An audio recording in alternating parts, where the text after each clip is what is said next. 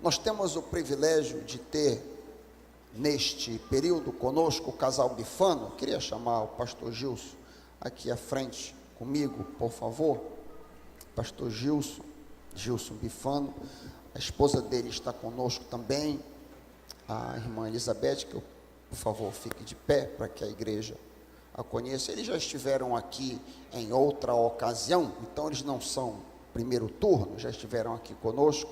Quem sabe estarão ainda outras ocasiões também. Pastor Gilson Bifano é bacharel pelo Seminário do Sul, também fez bacharelado em filosofia e em pedagogia, então é um homem de vasta cultura e tem grande conhecimento da área familiar. Ele trabalha com o Ministério Oicos. Ele pode, se quiser, falar um pouquinho sobre o Ministério Oicos, compartilhar conosco material ou coisas que o irmão julga que seria de benefício para a igreja neste ano, cujo foco é família. Estaremos trabalhando o ano inteiro família. Por sinal, o pastor David Merck também vai estar aqui conosco, trabalhando esse tema família. E em outros momentos estaremos lidando com este assunto que é tão precioso. Eu queria lhe colocar nos braços do Pai. Pai querido, que as palavras do teu filho e o meditar do seu coração sejam agradáveis a ti, rocha nossa e redentor nosso. O povo de Deus apoiando, diz amém. Amém. Boa noite, meus amados irmãos.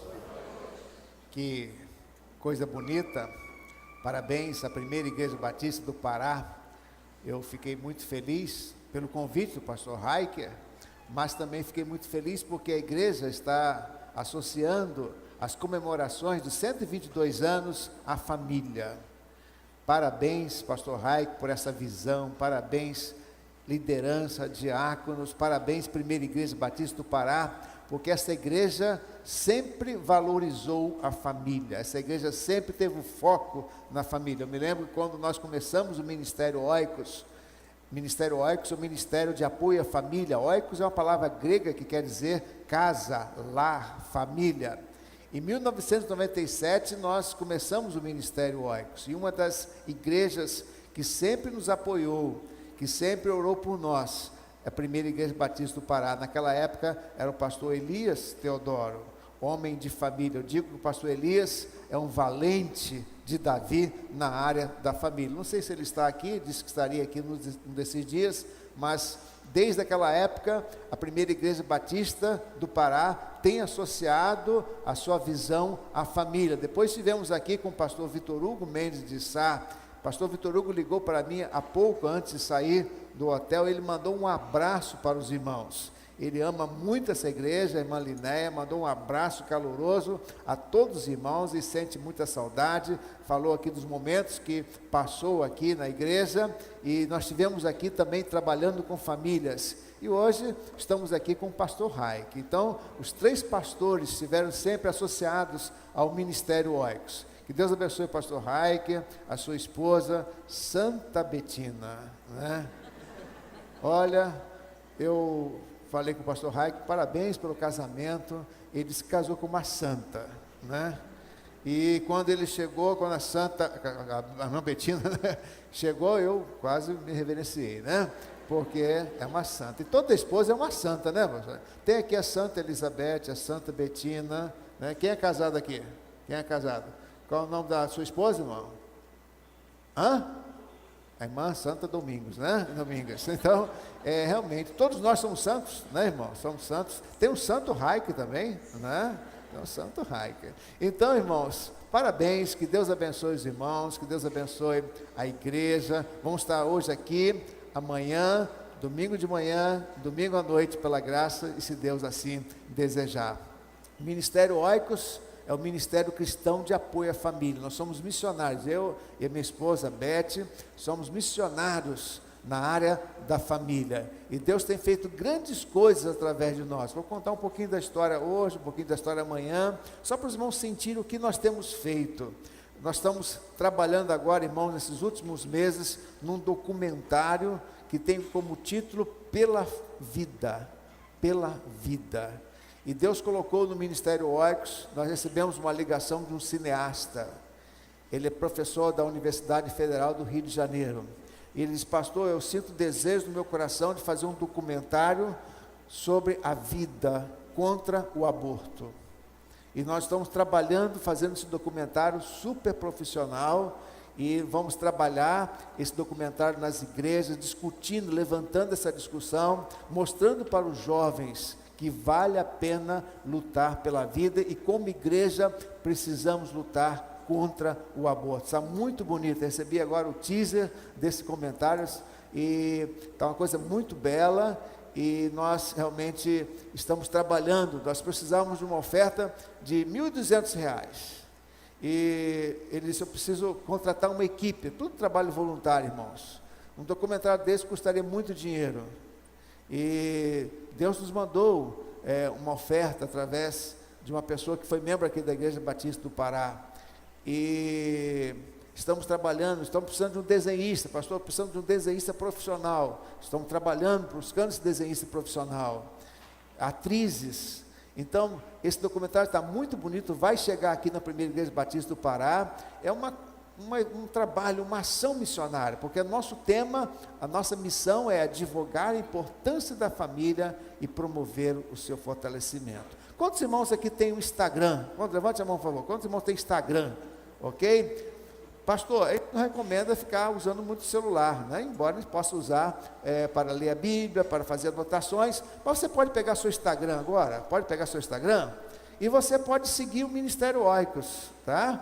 E já tem muita coisa, nós ministramos através da família, através das redes sociais. Procura aí, Ministério Oikos, O-I-K-O-S, Ministério Oikos, O-I-K-O-S, é um logo amarelo, e você pode então seguir o Ministério Oikos pelo Instagram. Se quiser me seguir também, é Gilson Bifano, você pode também nos seguir. Nós ministramos, colocamos meditações, colocamos posts na área de família, e Deus vai abençoar a sua vida através do Ministério Oikos, através das redes sociais, ok? Então eu vou ver quantas pessoas seguiram o Ministério Oikos, mais ou menos dentro desse horário, tá, ok? Ministério Oikos, O-I-K-O-S, e você vai nos seguir e vai com certeza ser abençoado. Pastor Raik, então, nos desafiou a meditar sobre esse tema, famílias que servem a Jesus, não é isso? Vamos todos juntos repetir esse tema? Famílias que servem a Jesus, famílias servindo a Jesus, todos juntos? Famílias servindo a Jesus, mais uma vez, famílias servindo a Jesus. Então, durante esses 3 dias, eu quero trabalhar sobre esse tema, famílias servindo a Jesus. O maior presente que você pode dar à sua igreja é levar a sua família a servir a Jesus. E na Bíblia nós encontramos famílias que serviram a Deus. No Velho Testamento podemos ver famílias que foram bênçãos nas mãos de Deus, famílias que serviram a Deus. Por exemplo, a família de Josué: eu e minha casa serviremos ao Senhor. Que família abençoada, que família abençoadora, uma família que se posicionou em servir a Deus. Podemos lembrar da família de Joquebede, uma família que serviu a Deus integralmente, o seu esposo, os seus filhos serviram a Deus. Podemos lembrar da família de Ana, uma família que serviu a Deus, dedicou o seu filho a Deus. No Novo Testamento também podemos encontrar famílias que serviram a Jesus. Por exemplo, a família de Timóteo, que família abençoada, uma família de 3 gerações, Lloyd, Eunice e Timóteo, uma família de 3 gerações servindo a Jesus. Áquila e Priscila, uma família conjugal que serviu a Jesus. Mas eu quero meditar nesses 3 dias sobre uma família que serviu a Deus. É a única família que é mencionada nos 4 evangelhos, Mateus, Marcos, Lucas e João.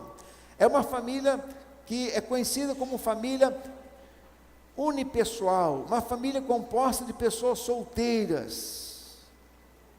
Eu me refiro à família de Betânia, formada por Marta, Maria e Lázaro. Uma família que serviu a Jesus. É a única família que é mencionada nos 4 evangelhos. E nós vamos percorrer as páginas dos evangelhos. E nós vamos extrair, vamos pensar, vamos pontuar algumas marcas desta família. Uma família exemplar, uma família que serviu a Jesus. Então nós vamos abrir a palavra de Deus nessa hora, em João capítulo 12, versículo 1 até o versículo 3. Vamos ler 3 textos nesta noite sobre essa família. E vamos então mencionar 3 características dessa família, e vamos nos apropriar de como nós podemos servir a Jesus nos dias de hoje, tendo como base a família do lar de Betânia, Marta, Maria e Lázaro. Uma família especial, uma família amada por Jesus. E ela foi amada por Jesus porque ela cultivava algumas características que nós devemos também cultivar nos dias de hoje.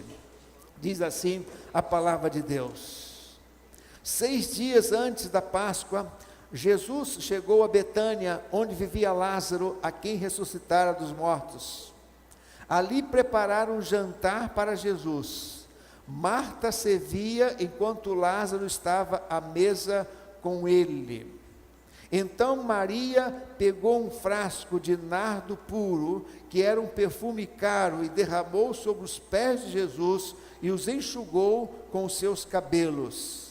E a casa encheu-se com a fragrância do perfume.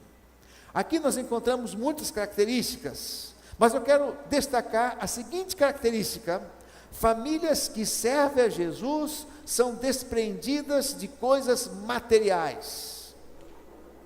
Famílias que servem a Jesus são desprendidas de coisas materiais. A Bíblia diz, irmãos, que Maria pegou um frasco de nardo puro, que era um perfume caro, diz a palavra de Deus, e derramou sobre os pés de Jesus e os enxugou com seus cabelos. Aqui nós encontramos muitas características nesse breve relato, mas aqui nós encontramos a ideia de despreendimento de coisas materiais.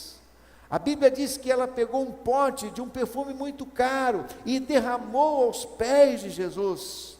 Neste gesto nós encontramos devoção, neste gesto encontramos reconhecimento da dignidade de Jesus, mas também através desse gesto nós encontramos Maria dizendo o seguinte: o que importa não é o que eu tenho, mas o que eu quero ser para Jesus. Eu quero lhe ser grata, eu quero adorar a Jesus, eu quero dizer para Ele que para mim é mais importante estar com Ele do que reter coisas para o meu bem-estar. Eu quero prestar honras a Jesus. Meus irmãos, nós precisamos de famílias assim. Nós precisamos, em nossas igrejas, de famílias desprendidas de coisas materiais. Não que as coisas materiais não sejam importantes. Nós precisamos de coisas materiais, é verdade. Mas nós precisamos desenvolver, nos dias de hoje, a valorização do ser em relação ao ter. Nós estamos vivendo hoje, irmãos, uma busca frenética das pessoas, das famílias, no ter mais coisas, em relação a ser. O consumismo nos ensina, irmãos, que devemos comprar mais do que é necessário para a nossa sobrevivência. Quando nós retemos coisas, quando nós valorizamos mais as coisas materiais, nós estamos dizendo que o consumismo, que as coisas materiais são mais importantes do que ser, do que vivenciar a vida cristã conforme os ensinamentos de Jesus. Nós, quando pensamos nessa sociedade moderna, onde há uma valorização do consumo, e nós podemos verificar quantas coisas ruins o consumismo tem trazido para as famílias de hoje, quando há uma valorização do ter em relação ao ser. Nós muitas vezes trabalhamos mais e mais e mais e dedicamos menos tempo a Deus, menos tempo à família, menos tempo aos relacionamentos familiares. Uma vez eu recebi um e-mail lá do ministério de um senhor, de um homem, dizendo que tinha perdido o casamento por ter buscado trabalhar mais, para colocar mais coisas dentro da sua própria casa. Ele disse: pastor Gilson, eu trabalhei tanto na minha vida, para dar à minha família casa, carro, tantas coisas para o seu bem-estar, mas eu perdi o meu casamento. Irmãos, nós precisamos pensar como igreja, como famílias cristãs. Não devemos ser influenciados pela sociedade que diz para nós que o mais importante é que tenhamos coisas e não sejamos pessoas boas, pessoas tementes a Deus. O consumismo, irmãos, dá uma sensação de poder irreal. O consumismo tem levado muitos à compulsão, o desejo desenfreado de comprar coisas. E Maria nos lembra o seguinte: eu posso me depender de coisas materiais e colocar aos pés de Jesus, porque para mim o mais importante é ser uma adoradora, ser uma pessoa grata a Jesus, porque tudo que Ele tem feito por mim. Segundo dados do Instituto de Pesquisa de Psiquiatria do Hospital de Clínicas de São Paulo, 3 em cada 10 brasileiros são compradores compulsivos. O consumismo, irmãos, tem produzido uma geração de crianças que não conhecem o que significa privação, economia, criatividade. Quando você vivencia isso na sua família, quando você começa a ensinar isso ao seu filho, que coisas materiais são importantes, mas não são mais importantes do que ser família, você está ensinando que muitas vezes, para nós vivemos bem nessa vida, precisamos experimentar privação. Muitas crianças hoje têm dificuldades com a vida, porque não são privadas de coisas materiais. Tem tudo, tem tudo. Uma vez fazendo um trabalho nos Estados Unidos, nós fomos numa casa, e o esposo, o pai, disse: pastor, o que essas crianças querem de brinquedo, elas têm. Tudo. Nós que pertencemos a uma geração dos anos 60, dos anos 50, nós sabemos o que significa privação. E quanto a privação nos ensinou a sermos pessoas melhores. Nos ensina a economizar, nos ensina a ser criativos. Antigamente nós fazíamos nossos brinquedos. Hoje basta ir numa loja e comprar brinquedo para uma criança. Quantos aqui fizeram os seus próprios brinquedos? Levante a mão, olha só. Criatividade. E aqui nós podíamos passar algumas horas ouvindo experiências de criações de brinquedos. Era uma lata, era uma vela, era uma lata de óleo, de soja. E quantas coisas nós fazíamos, porque não tínhamos coisas materiais como nós temos hoje. O consumismo tem levado muitos casamentos ao divórcio. Como já falei, trabalha-se mais e mais, e não tem tempo para viver a vida conjugal. Maridos trabalhando, esposas trabalhando, chegam em casa cansados, e não tem tempo para cultivarem a vida conjugal. Irmãos, então nós precisamos aprender com essa família. Maria, diz a palavra de Deus, ela quebrou aos pés de Jesus um frasco de nardo puro, caro. E com esse gesto eu estava dizendo, para mim, o mais importante é ser uma adoradora de Jesus do que uma pessoa que valoriza a posse de coisas, mesmo que essas coisas sejam boas para mim, mesmo que essas coisas sejam importantes para mim, mas eu, com esse gesto, eu estou dizendo que para mim é mais importante ser uma serva de Jesus, demonstrando quanto eu amo a Jesus, como eu sou uma adoradora de Jesus na minha vida. Então que nós possamos ser famílias que servem a Jesus, nos desprendendo das coisas materiais. Agora vamos voltar um pouquinho, vamos lá em Mateus capítulo 26. E em Mateus capítulo 26, nós encontramos uma outra marca dessa família. Mateus capítulo 26, o versículo 8, diz assim, Mateus capítulo 26, versículo 8, diz a palavra de Deus. Os discípulos, ao verem isso, ficaram indignados e perguntaram, por que esse desperdício? Esse perfume poderia ser vendido por alto preço e o dinheiro dado aos pobres. É uma outra narrativa nos sinóticos. Percebendo isso, Jesus lhe disse, por que vocês estão perturbando essa mulher? Ela praticou uma boa ação para comigo, pois os pobres vocês sempre terão consigo, mas a mim vocês nem sempre terão. Quando derramou esse perfume sobre o meu corpo, ela o fez a fim de me preparar para o sepultamento.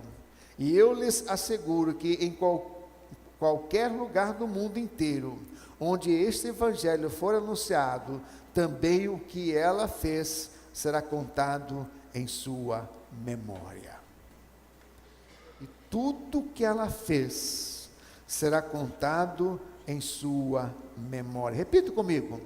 Em tudo que ela fez será contado em sua memória. Famílias que servem a Jesus deixam um legado. Repita comigo. Famílias que servem a Jesus deixam um legado. O que é um legado? Legado é mais do que uma herança, irmãos. Heranças são bens materiais. Não há nenhum problema em relação a isso, você deixar herança para os seus descendentes. Não há nenhuma dificuldade nisso, em você se preocupar em deixar uma herança para os seus descendentes. Mas você deve se preocupar mais em deixar um legado. A Bíblia diz, e também o que ela fez será contado em sua memória. Legado são as lembranças que você deixa para seus descendentes. É a memória que você vai deixar. Legado é o que você deixa de exemplo de vida para os seus filhos, para os seus netos. Jesus estava dizendo, o que essa mulher fez, ela praticou uma boa ação, e ela vai ser sempre lembrada por esse gesto, em sua memória. Irmãos, como famílias que servem a Jesus, nós devemos sempre nos preocupar, mais do que deixar herança, bens materiais, é preciso que nós nos preocupemos em deixar um legado. Legado é o exemplo de vida, legado espiritual.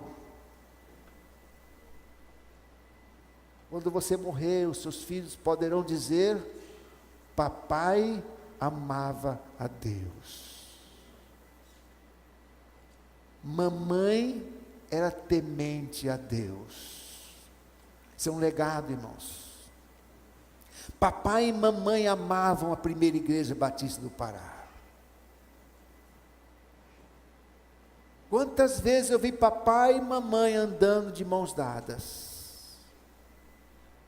Quantas vezes eu vi papai orando de joelhos? Guerra, filha do falecido evangelista Billy Graham, ela escreveu num dos seus livros: a minha lembrança mais bela que eu já tive do meu pai, em algumas ocasiões, nós morávamos numa casa de altos e baixos, como todas essas casas americanas muitas vezes, e quantas vezes eu passava pela sala, eu via meu pai de madrugada, ajoelhado, orando a Deus. Isso é um legado, irmãos.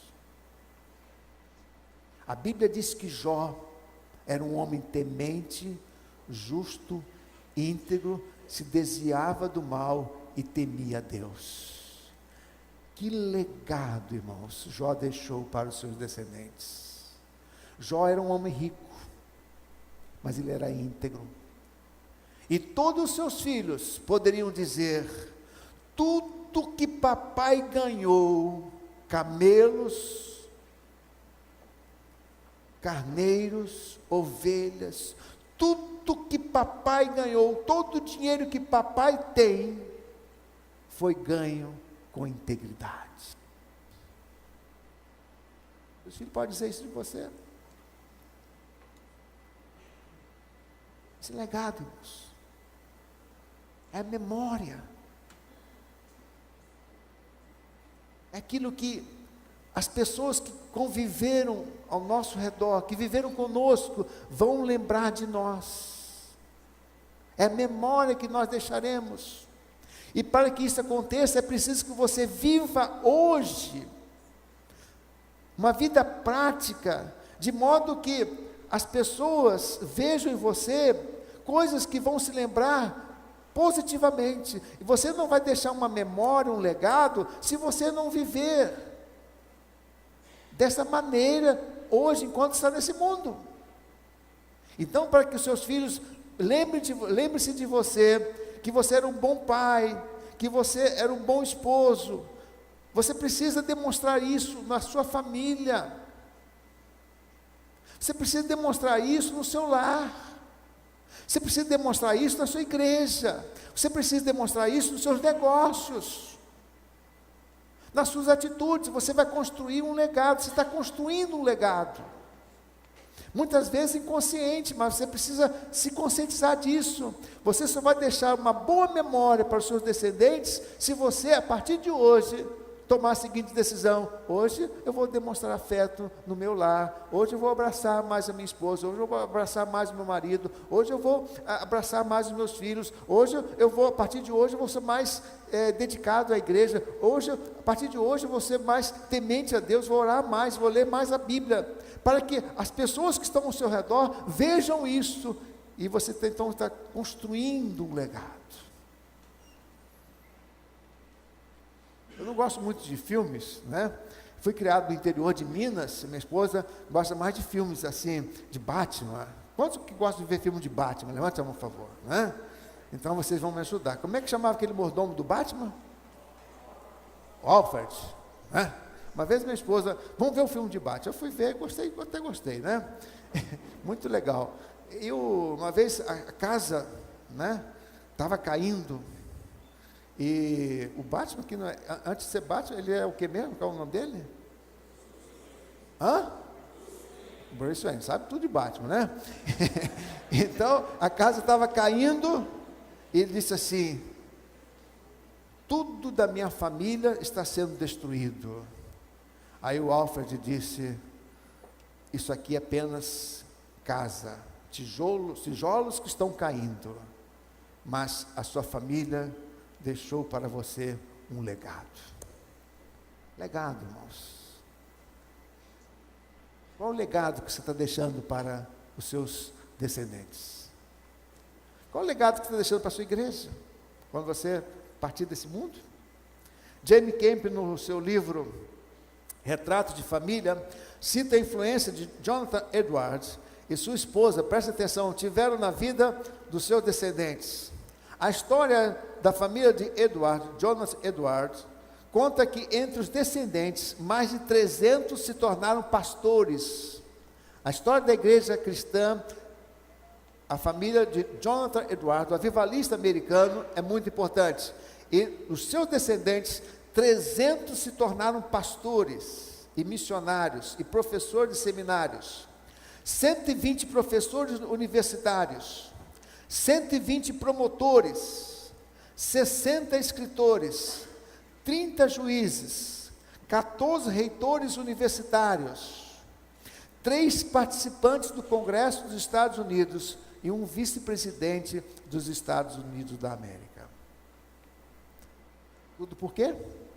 Porque Jonathan Edwards e a sua esposa viveram uma vida digna, exemplar, e eles deixaram um legado, e esse legado se estende de várias e várias gerações. A Bíblia diz que o que ela fez será contado em sua memória. Tudo que você faz está sendo registrado na memória das pessoas que estão ao seu redor. Essas memórias serão positivas ou serão negativas? Famílias que servem a Jesus deixam um legado.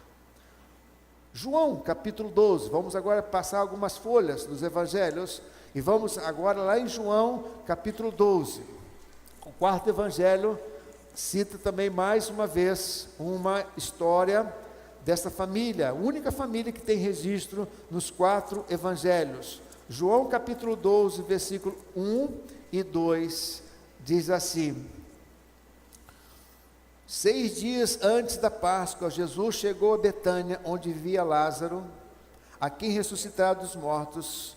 Ali prepararam um jantar para Jesus.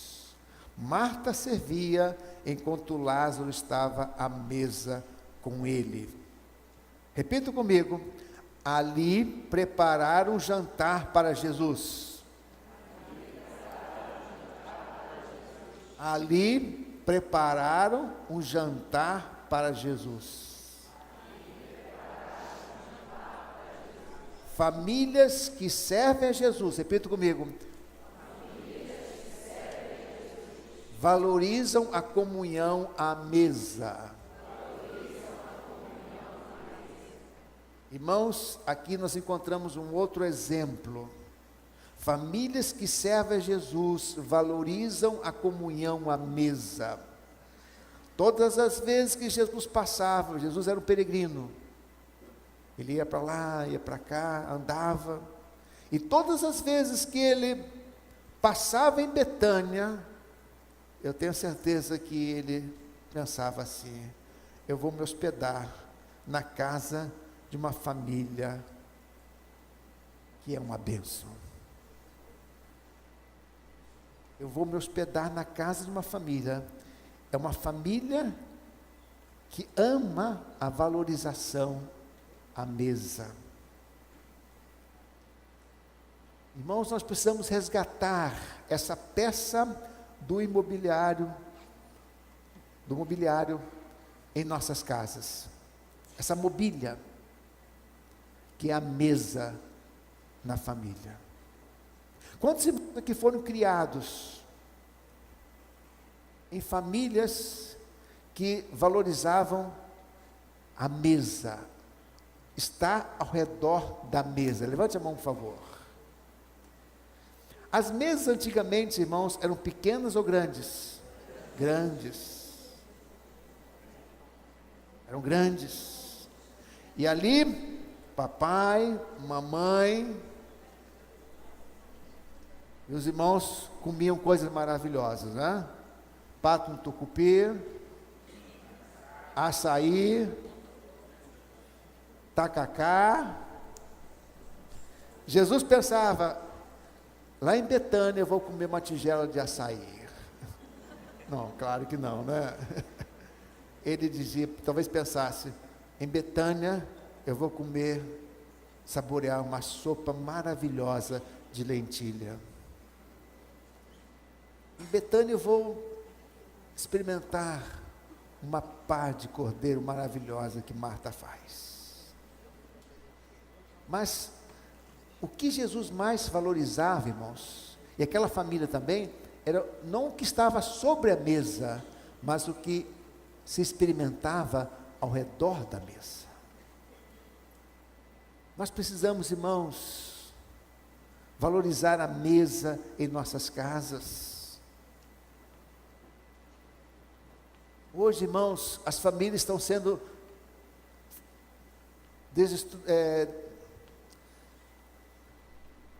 afetadas, estão sendo fragmentadas. E uma das razões é porque não se tem tempo para estar à mesa com a família. Esse consumismo que nós vivemos, temos que trabalhar mais e não temos tempo de sentar à mesa. De tomar um café da manhã com os filhos, de almoçar com a família, de jantar com a família. E hoje é mais fácil, né? Um telefone e o delivery. E não temos mais a memória gastronômica, né? O que é memória gastronômica? É aquelas lembranças que nós temos daquilo que nossas mães faziam. Quantos que se lembram daquele prato que a sua mãe, que já faleceu, fazia? Levante a mão, por favor.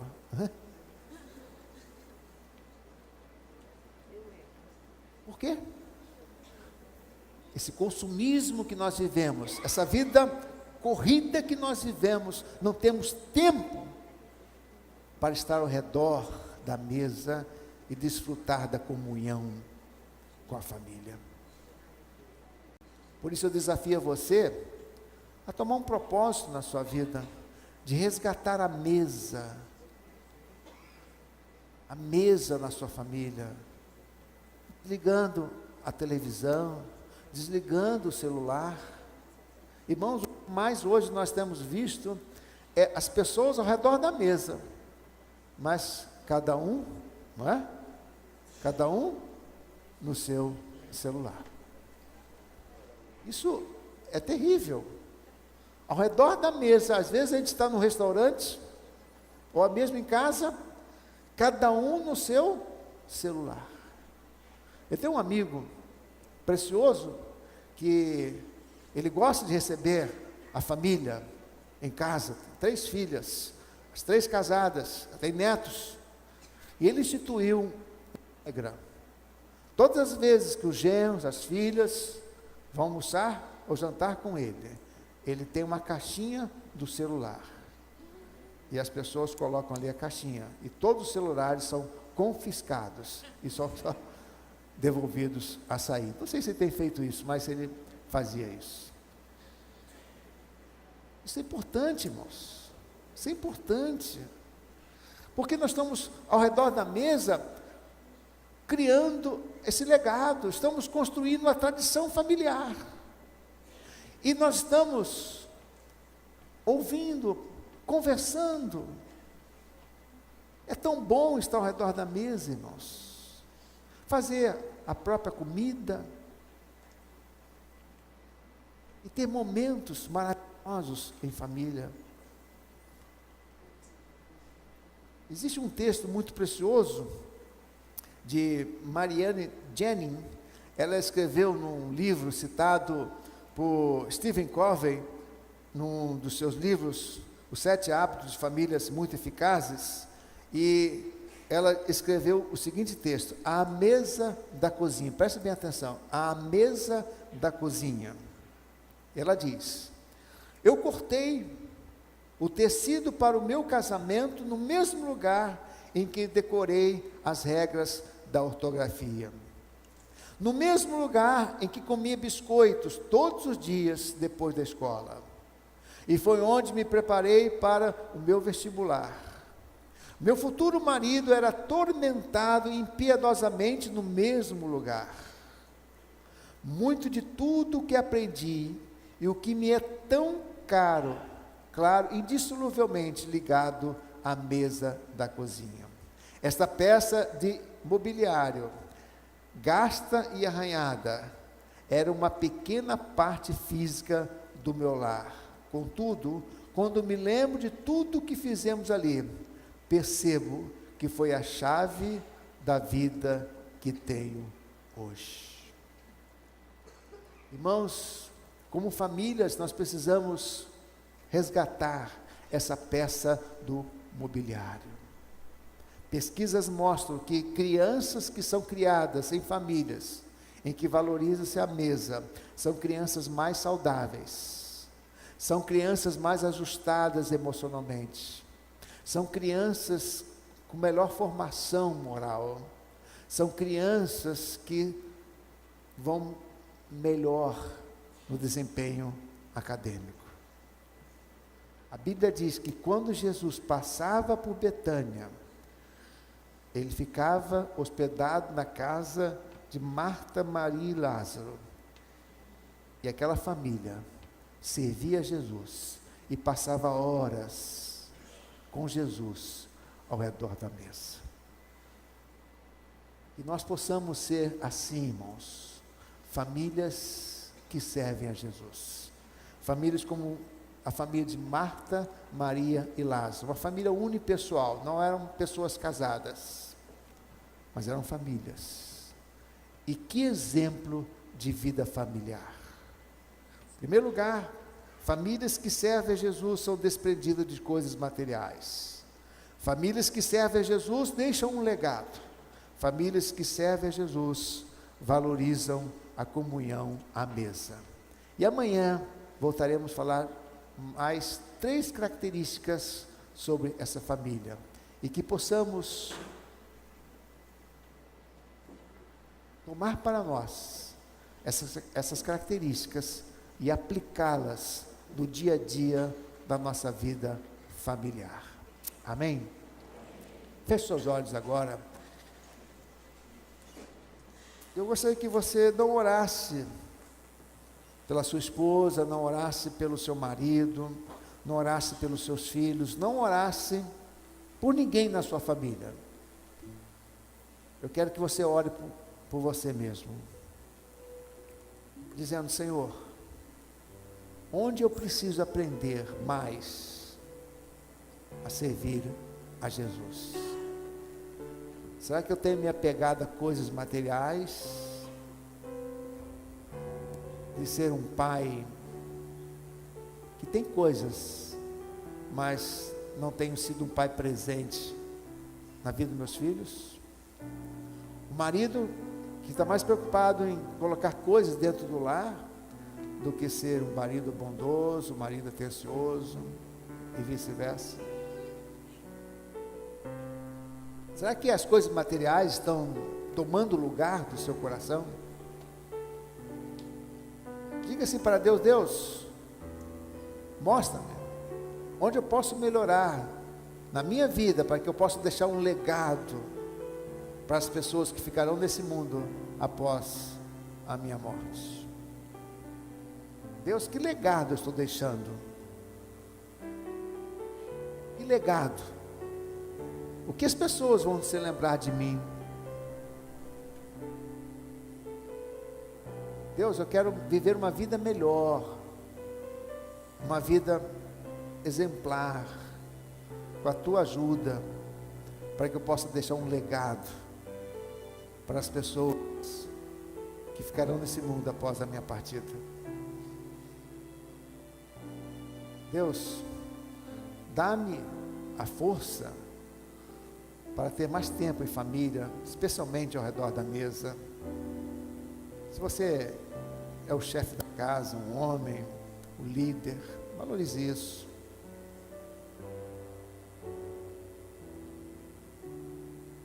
É um livro publicado pela editora Mundo Cristão que fala Ao Redor da Mesa, e ela fala de pesquisas interessantes sobre o bem que isso faz em família. Deus, eu quero ser como a família de Betânia, o lar de Betânia, Quero ser como Marta, como Maria e como Lázaro. Os seus problemas, suas dificuldades, mas eu quero que a minha família seja como essa família lá em Betânia. Ore nesse sentido. Senhor, aplica, Senhor, esses textos à nossa vida pessoal, à nossa vida familiar, e ajuda-nos, Senhor, a sermos famílias que realmente servem a Jesus, com amor, com despreendimento, com intencionalidade, com ações práticas, para a honra e glória de Jesus. Oramos e pedimos essas bênçãos no nome de Jesus, o mesmo Jesus que passou lá em Betânia, o mesmo Jesus que conheceu a família de Marta, Maria e Lázaro, é o mesmo Jesus que vive hoje e que nos conhece e quer ser servido por nossa família. Em nome dele nós oramos. Amém. Amém. Que Deus a todos abençoe. Amém.